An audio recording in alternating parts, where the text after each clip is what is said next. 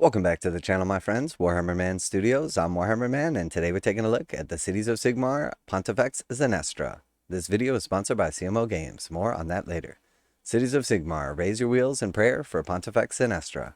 As people across the realms take up the coin Malleus and embark on the Dawnbringer Crusades, fervor for the God King rises. The cult's Uberogen are trying to make the prospect of trudging into battle with the vile monstrosities more attractive than it actually is, promising tracts of land and newly founded settlements in the end of the campaign. In truth, they simply need bodies to keep the great wheel turning, and few are as ardent in devotion to this inexorable motion than the cult of the Great Wheel, led by Pontifex Zenestra. The sight of the matriarch of the Great Wheel being borne into battle upon her magnificent palanquin embodies a belief like little else. You'd be forgiven for thinking that the worship of the wheels would see her carried atop a gilded steam tank, but even the thought of sacred wheel dirtied by the filth of battle gives the cult the ick. Instead, she is carried through raw muscle and stamina, just as the strength of generations has kept the wheel of civilization turning. Mysterious rumors orbit the Pontifex herself, as intoxicating as the sweet, nauseating pall of incense that surrounds her.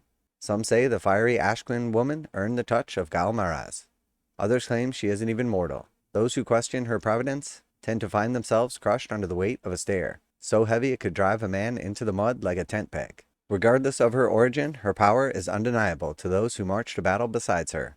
Soldiers have reportedly seen assassin's blades phase straight through her neck, as though she were nothing more than an illusion, though the true believers know it's thanks to her blessed palanquin and its trusty 4+ ward. Alright, so obviously the model is very cool. We're going to get a little bit of the lore drop as well as some rules. Blessed palanquin. This unit has a ward of 4+. So that is very strong. Obviously, that's going to make her substantially more durable.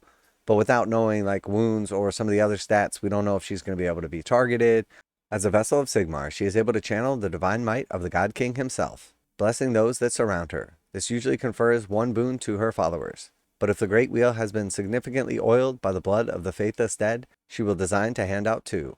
With a gesture, Zenestra can sanctify the very earth itself, and the hallowed ground rule provides units with the Cities of Sigmar human keyword with a ward of 5+, while they are wholly within 18 inches of her. When the Great Wheel turns, all Cities of Sigmar human units feel revitalized and get an extra 2 inches. And if the Pontifex draws on the power of faith, she can cast out evil and force every enemy wizard and priest on the battlefield to suffer 1d3 mortal wounds on a 2+. Okay, so all three of these abilities are pretty good. Obviously, a 5+ to all Cities of Sigmar humans is very, very strong. So she has a 4+ herself and then grants a 5+ to everybody that's a human Cities of Sigmar within 18 inches of her. The extra 2-inch movement is good, definitely if you're trying to get like a little speed to relocate, be in the right position. But I do think that the cast out evil is very, very strong. Every enemy wizard and priest on the battlefield suffers a d3 mortal wounds on a 2+. So the majority of like foot heroes and stuff like that are going to have somewhere around like 5 or 6 wounds. So in all reality, 2 to 3 turns of this can very easily wipe the majority of those foot wizards or priests off of the tabletop.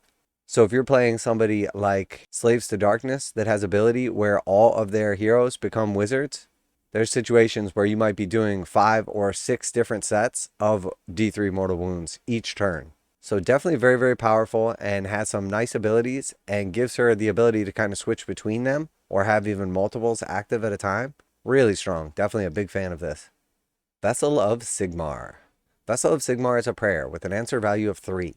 If answered and this unit is within your territory, pick one of the effects below to apply at the start of the next hero phase.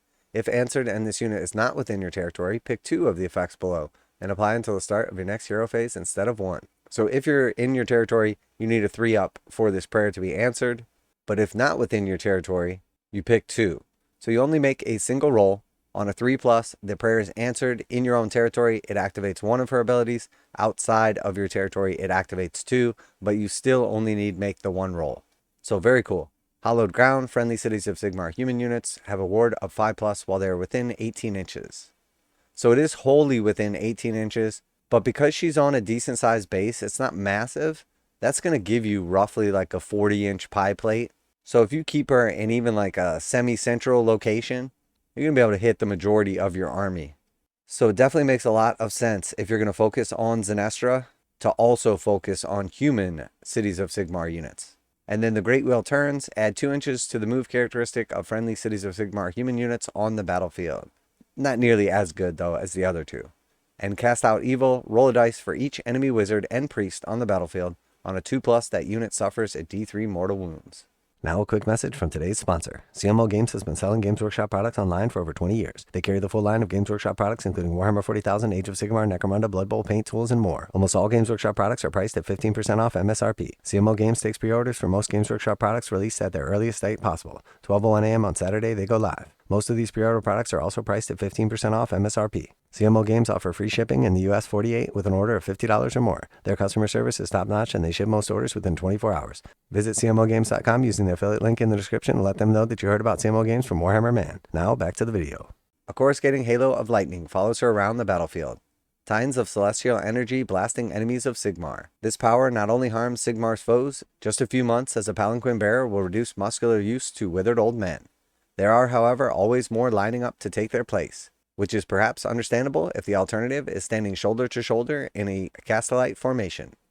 So very cool. Definitely an awesome model.